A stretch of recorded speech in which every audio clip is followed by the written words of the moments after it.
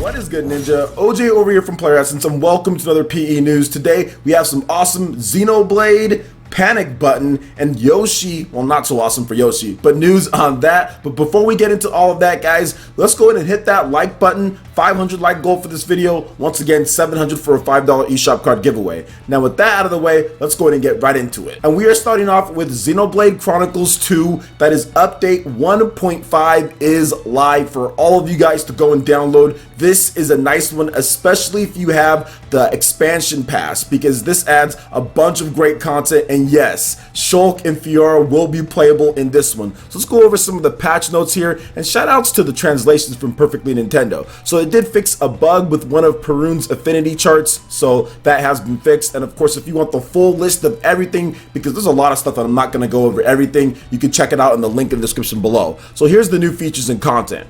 Unique monsters records. Now when you defeat a unique monster, the time it took you to defeat it is recorded. You can check out your best times on the unique monster's grave or at the Garfront village.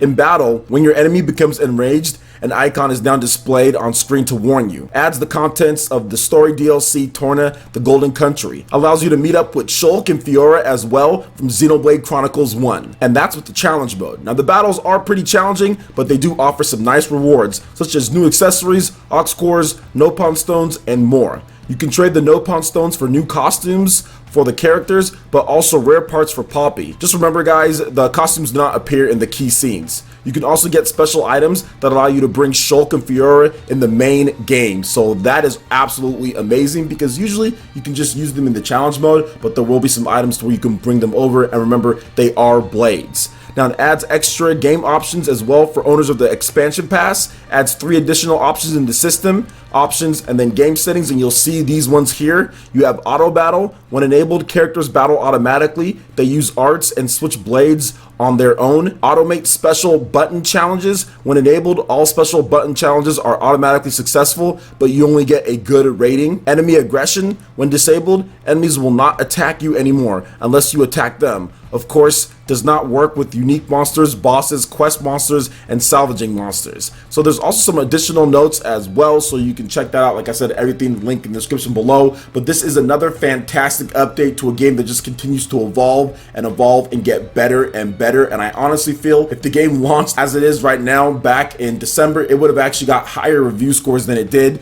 But I knew that there was going to be some rough edges, considering it's a Monolith Soft game. They always try to pack so much content in there, and they just don't always have time to get everything in terms of quality of life and other things before the game launches. But they always do a good job of patching and releasing things in order to make quality of life a little bit better, and to add in new features, add in new DLCs and content. But this is by far the most aggressive that they've ever been with any of their titles. Remember, they haven't really been doing HD for very long, and they haven't really been doing patches and other stuff like that. Xenoblade 1 really didn't get anything extra. Back when they first worked on some of the other games, obviously patching wasn't necessarily a thing on the GameCube and on the Wii and on the DS. They also worked on that too, going all the way back. They've done a lot of different stuff, but at this point they pretty much have free range. I mean, Nintendo knew that this was going to be a big game and gave them the budget and gave them the know-how in order to make sure that they can get it done, especially with all this different content and DLC. I think it was quite a gamble, because all this was planned beforehand. And if you look at the last few Xenoblade games, it's not like we knew that was going to be like a super hit. Now, I did have my own thoughts, because I knew that this would probably be the best launch environment and atmosphere for a Xeno game ever, probably in the history of Xeno games in general, not just Xenoblade. So I did know that it was going to do well, but it's just so exciting and exhilarating to see them add in all this new content and to see how successful the game has been, continuing to still sell. And with this Torna DLC coming out as well, I really think in combination with Shulk and Fiora, it's going to spur more people to buy the game, because I constantly even have to this day still people coming up to my streams and saying, yo OJ, man, why should I buy this game? And I'm like, man, if I can't convince you at this point, I don't know what else to tell you. You have Shulk, you have Fiora, you've got DLC, you've got updates, you got everything that you need in order to have a fantastic Japanese RPG experience that's just really gonna blow you away with the story, combat, and gameplay. So if you haven't picked it up at this point, guys, go out there and pick it up. Trust me, you're going to have a great time, especially how the game is not at this point. So many quality of life updates, so much extra content in there, so many fixes and what they've done with the game. It's just phenomenal. So let me know what you guys think about this when it comes to Xenoblade Chronicles Update 1.5. Are you guys tearing it up with Shulk and Fiora? are right now. Let me know your thoughts in the comment section below. All right, now moving into the next topic here, we do have Panic Button, and their next game is apparently going to be revealed next month. So I do want to talk about this because there was a little bit of an update where the co-owner, Adam Creighton, kind of came out and didn't necessarily dispute what he had said in this article with Variety, but once he saw everyone picking up on what he was saying, he kind of said, okay, hold up, slow your roll just a little bit when it comes to their own original IPs and doing things like that. Now, he didn't deny that there wasn't going to be a big Nintendo Switch port. He just said, yes, we are working on something big that we'll announce very soon, and it could or could not include the Nintendo Switch. So essentially what he's saying there is, yes, we do have something, but I'm not going to go ahead and spill the beans just because I kind of did and everyone picked up on it. And now everyone's kind of thinking, okay, well, hold up, what if we have to delay the announcement, or what if something changes? So he's kind of backtracking just a little bit. But yes, guys, this announcement is still coming. There are people who do know of this game 100%. I think I know what the game is for the most part, but I can't get the triple or quadruple confirmations that I usually get in order to say, you know what, I know 100% what it is. So I'm always saying, you know what, I think I know about 95%, 90%, because I only got a confirmation or two. So to me, I don't know what this is going to be, guys. So I can't definitively say it's going to be one thing or another. All I can say, though, is that Panic Button has done a fantastic job when it comes to Nintendo Switch. Whether it's Doom, Rocket League, Wolfenstein 2, all of their games have done really well. And in the interview that he had with Variety, he actually talked about how stable Doom is and how they're really happy with the work that they've done. And they're really looking to build upon high-profile projects, that they're very in demand for these type of games because they've proven that they can put these big experiences that you see on PS4, Xbox One, and PC on the Nintendo Switch. And of course, there's compromises that had to be made, whether it's resolution or it's frame rate, but people still want to be able to play these type of games on the go. Now, am I as big on these type of games as everyone else is here in the West?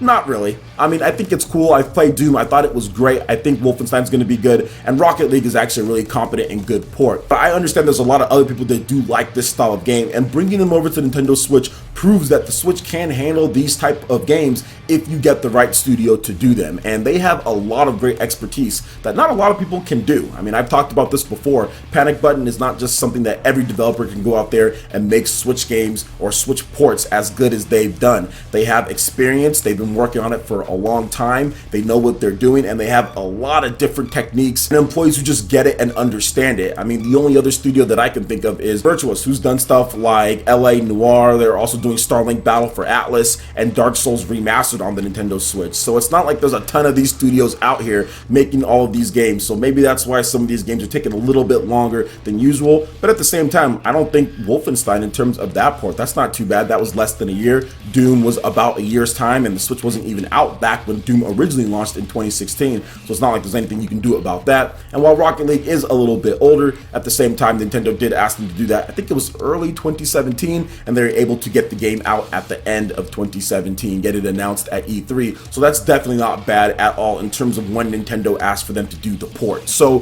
what do you guys think about all this when it comes to Panic Button, their expertise, and what do you think their next game is going to be on the Nintendo Switch? I would love to hear what you guys have to say, but I will throw out some guesses there just because, why not? I mean, I think Fallout would be pretty cool. I'm looking at Bethesda games, so something from the Fallout universe. I think the Evil Within could be cool as well. So let me know what games you guys think that they can do in the comment section below. All right, and moving into the final topic here, we do have an official confirmation of a delay for Yoshi on the Nintendo Switch. The game has been officially delayed to 2019. So the upcoming Yoshi game for the Nintendo Switch, which doesn't even have an official title at this point, has been delayed. Nintendo did confirm this multiple times. We do know, I think it was like on a server or something like that for like the eShop. I'm not 100% sure. It showed 2019 there. And then once again at E3, they also confirmed to Game Informer that the game is being delayed to 2019. There was no real reason why it was delayed or what was going on there, but I think it was just to add something. I think all the footage that I've seen so far with the game is that while it looks clean, it looks good, Unreal Engine 4, everything seems fine with it, but I think it's just missing another hook, another thing. I know they're going to do the whole flipping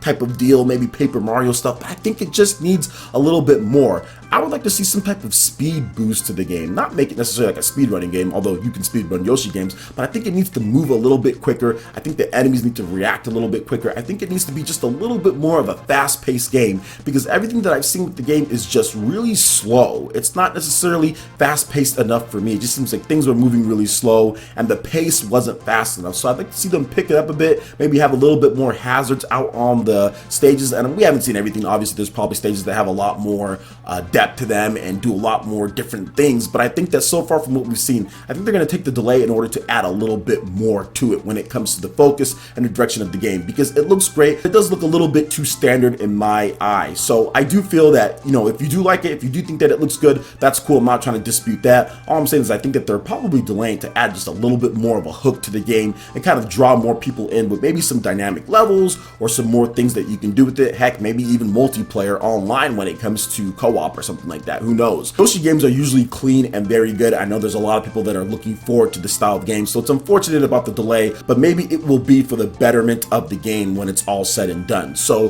what do you guys think about Yoshi being delayed to 2019, in addition to Panic Button talking about their next port for the Nintendo Switch and something high profile? It'll be interesting to see what they end up doing there. And also Xenoblade Chronicles 2, the game that has just delivered so much content. Update 1.5, Shulk and Fiora are live. In addition to extra content from the expansion pass as well. Let me know your thoughts on all of this in the comment section below. Alright Ninja, that wraps it up for this video here. Go ahead and check out the links in the description below. We got Facebook and Twitter. Go ahead and give us a like and a follow on our social media. It really helps us spread the content of Player Essence across the internet in addition to YouTube. Also, make sure you check out our Patreon, Twitch, and YouTube live gaming page and consider supporting Player Essence. When you do so, it gets you access to all sorts of cool benefits, perks, rewards, and emotes via YouTube sponsorship. So check out the link in the description below and consider supporting Player Essence right here on YouTube. Hit that like button if you did like this video. Let me know you guys want more content like this going forward in the future, and subscribe to Player Essence for the latest RPG, Japanese, and Nintendo gaming news.